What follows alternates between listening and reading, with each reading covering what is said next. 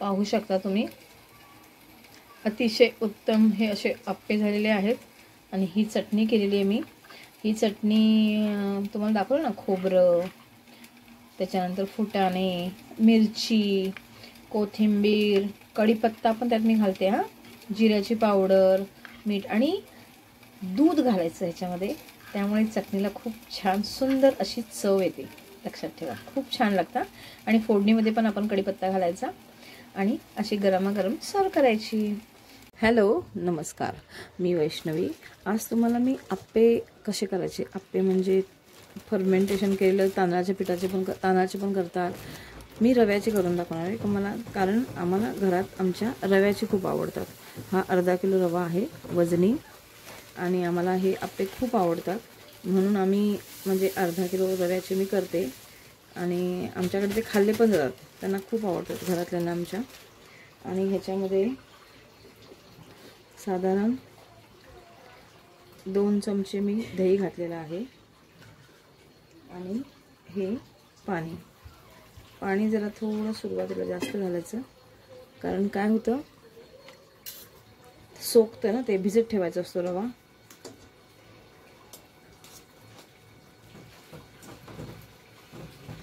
हे दही अगोदर असं हे करून घ्यायचं.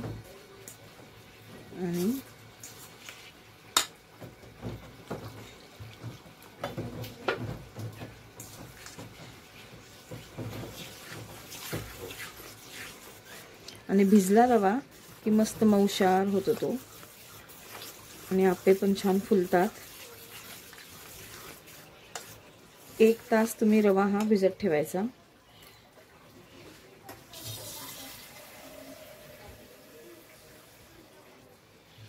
त्यात मी अजून थोड्या भाज्या पण घालणार आहे. हे असं वरपर्यंत येऊस्तर पाणी घालून भिजत ठेवायचं. आणि चवीनुसार मीठ.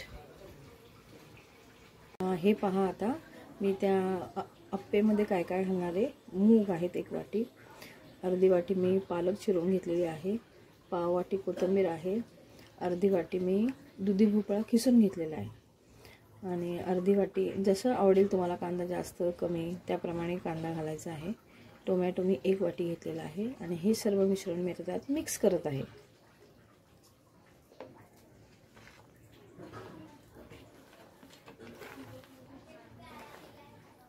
हां, मध्ये ही मिरची पण आहे. मिरचीची मी असं हे करून घेतलं मिक्सरमध्ये बारीक, कारण आम्हाला तिखट जरा जास्त लागतं. मी 8 ते 10 मिरच्या मी बारीक करून घेतलेल्या आहेत. तुम्ही चिरून टाकल्यात आणि खाताना काढल्या तरी चालतात, किंवा ज्याला तिखट कमी लागतं त्याने मिरची कमी घालावी. हे सगळं मिश्रण मी एकजीव करत आहे. आता ह्याच्यात घालत आहे सगळं रव्यामध्ये. हा खूप असा हेल्दी नाश्ता होतो हा, आणि म्हणजे आपल्याला पोट भरायला पण एकदम चांगलं आहे हे. सकाळच्या वेळेला समजा आपल्याला पटकन कुठे जायचं असेल तर हे आपण करून खाऊ शकतो. आता मी मिक्स करत आहे सगळं त्यात.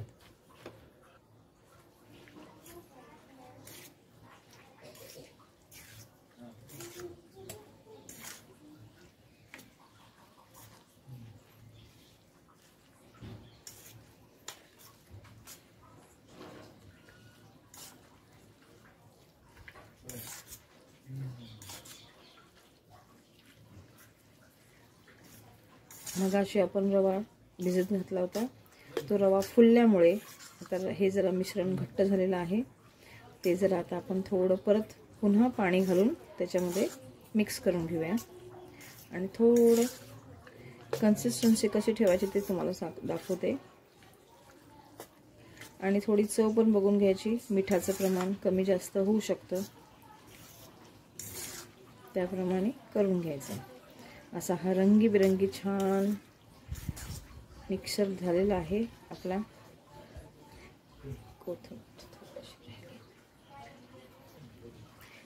पाणी घालत आहे.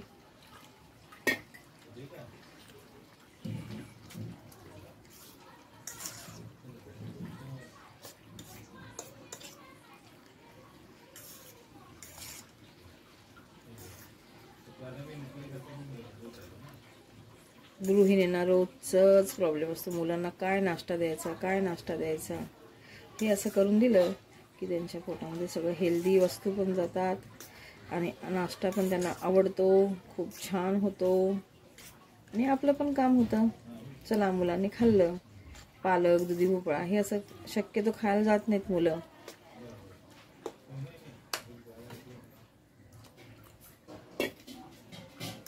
हे पहा, अशा प्रकारे करून घ्यायचं मिश्रण. बघू शकता तुम्ही. थोडी चव बघून घ्यायची मिठाची.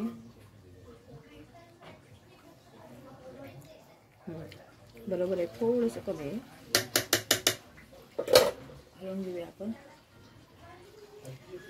मीठ घालते मी थोडं, कारण भाज्या पण पडल्या ना आता त्याच्यात, त्याच्यामुळे थोडं मीठ कमी झालं.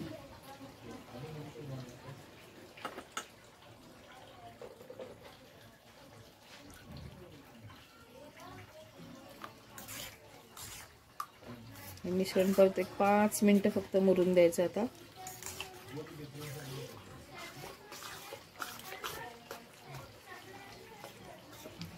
त्यात आपण दही घातल्यामुळे, ताजं दही घालायचं. इतकी त्याला टेस्ट येते, छान मस्त लागतात, चविष्ट लागतात ते.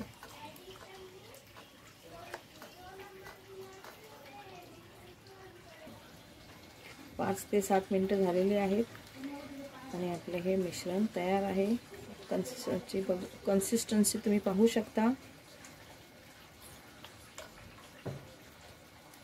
आता मी हे माझ्याकडे दगडाचं हे आहे, आप्याचं पात्र, आणि ते आता मी गरम करायला ठेवले गॅसवर. तर गरम करून घ्यायचं आणि मग नंतर त्याला मंद गॅसवर हे आप्पे करून घ्यायचे.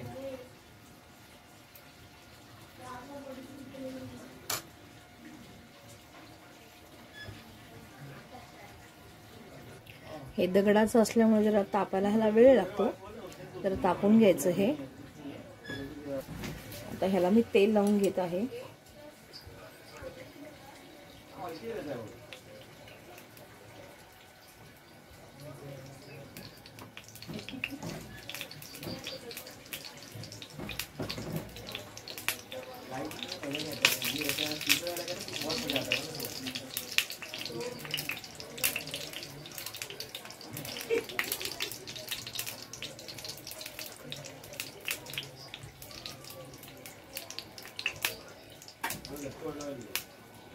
सुरुवातीला जरा थोडा वेळ लागतो, पण एकदा का तापलं हे की नंतर मात्र खूप छान पटापट व्हावं आप्पे.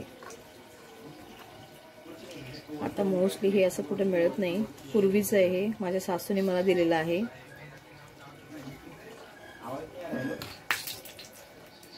आता हे मिश्रण मी एक करून त्यात घालते. मध्ये मात्र नंतर घाला हा, पहिले आपलं हे बाहेरचे साईड असते तिथं घालून घ्यायचं.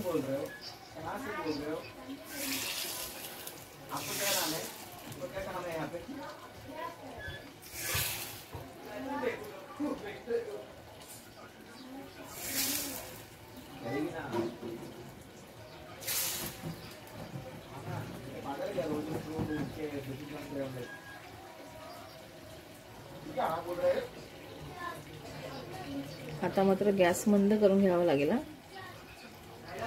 हाय टू लो फ्लेम करून घ्यायचं. आता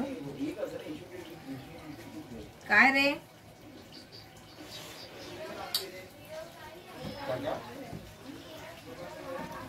आणि ह्याच्यावरती झाकण ठेवून वाफवून घ्यायचं.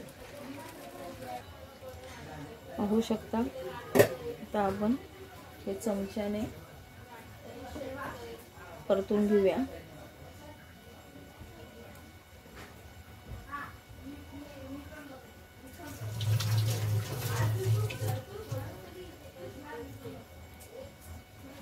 हे बघा, असे मस्त फुलले ते.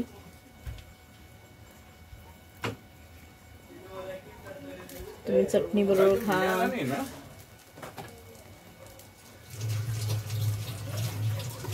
चटणी बरोबर खा किंवा असे पण तुम्ही खाऊ शकता सॉस बरोबर, खूप छान लागतात.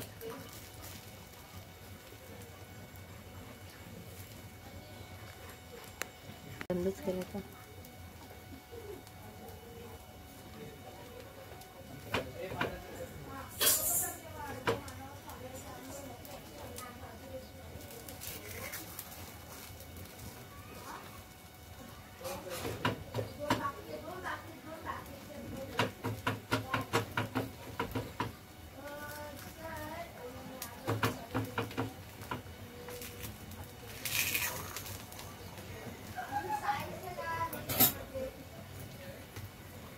ज्यांना नको असेल जास्त तेल तरी नका सोडू, ज्यांना पाहिजे असेल त्यांनी असं थोडं तेल सोडलं तरी चालतं.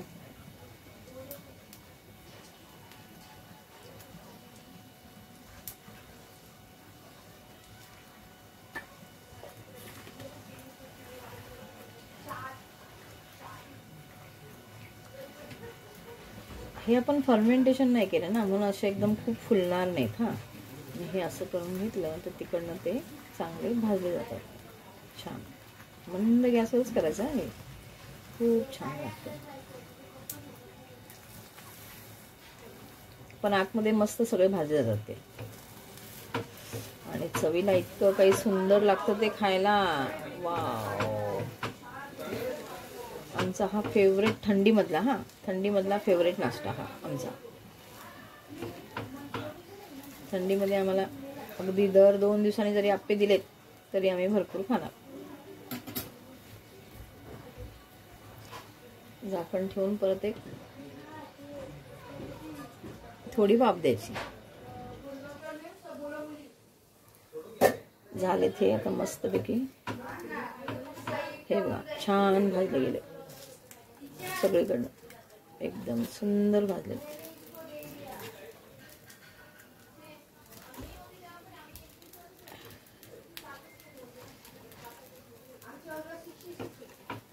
फक्त 1 तास रवा तुम्ही भिजत टाका हां दह्यामध्ये, झाले तयार हे असे. आणि आपण भाज्या वगैरे चिरून घालायच्या. छान रेडी झाले हे खायला आता मस्तपैकी. प्लेटमध्ये आता मी काढून घेत आहे.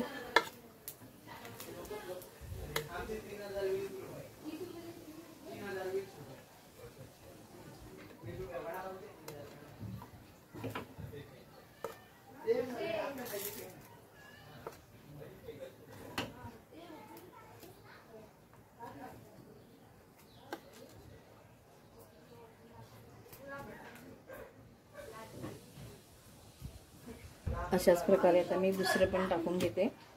गॅस मंदच ठेवला आहे मी, कारण ते फास्ट गॅसवर करायचं नाही.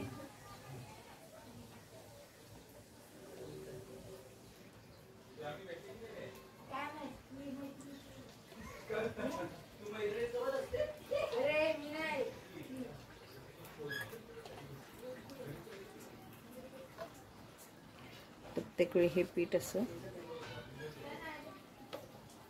कालवून घ्यायचं, कारण पाणी पाणी वरती झालेलं असतं, म्हणून हे कालवून घ्यायचं असं. आणि आता घालायचं.